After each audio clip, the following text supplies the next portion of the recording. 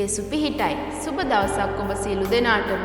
අද දවසේදීත් ඔබ වෙත ආදරයෙන් සහ ගෞරවයෙන් පිළිගන්න අතර 2026 වර්ෂයේ අප්‍රේල් මාස 25 වන දින දෙවියන් වහන්සේගේ මිනිසයා වූ අපගේ ආත්මික පියාවද ගරු සැමුවෙල් චන්දනදේව ගතිතුමා විසින් ගෙනෙන්නා වූ අස්වැන්නේ අභිමුඛයට අපි සෑම කෙනෙක්ම අහුම්කන් දෙමු.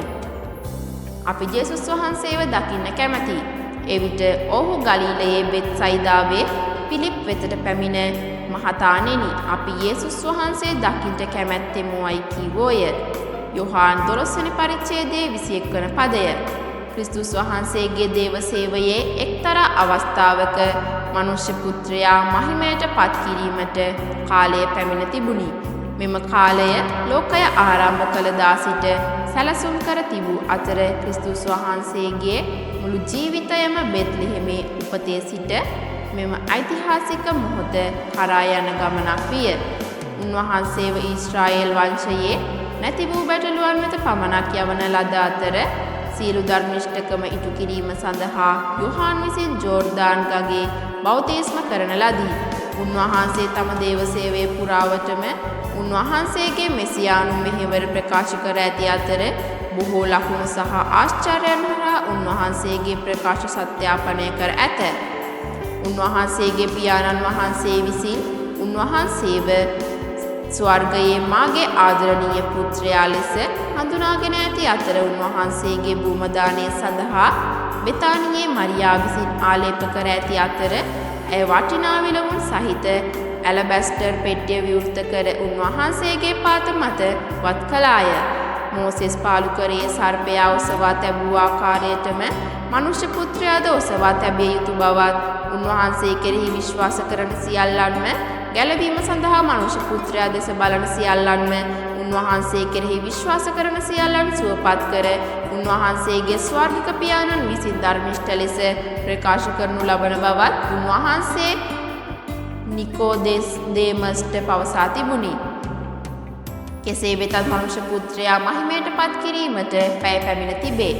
යන යේසුස් වහන්සේගේ විශ්වේජනක නිවේදනය කිරීමට හේතු වූ කරුණ වූයේ පාස්කු මංගල්‍යයේදී දෙවියන් වහන්සේට නමස්කාර කිරීම සඳහා ජෙරුසලමට පැමිණි දේව බය ඇති අන්‍ය ජාතීන්ගේ කුඩා කණ්ඩායමක් ස්වාමින් වහන්සේ සොයමින් පැමිණ ස්වාමීනි අපි යේසුස් වහන්සේව දකින්නෙමු යනුවෙන් පිලිප්ට පැවසූ විට බව පෙනේ.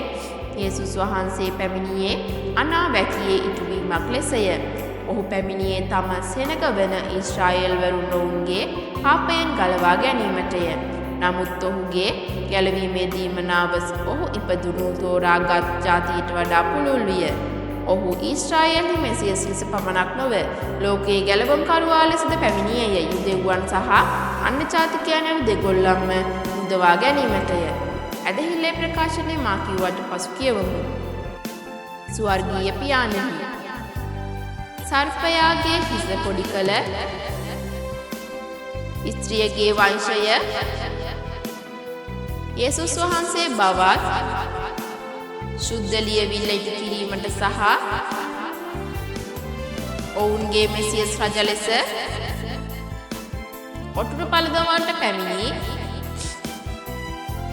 ඊශ්‍රායෙල් මෙසියස් උන්වහන්සේ බවත් මම ඔබට ප්‍රශංසා කර ස්තුතිවන්ත වෙමි.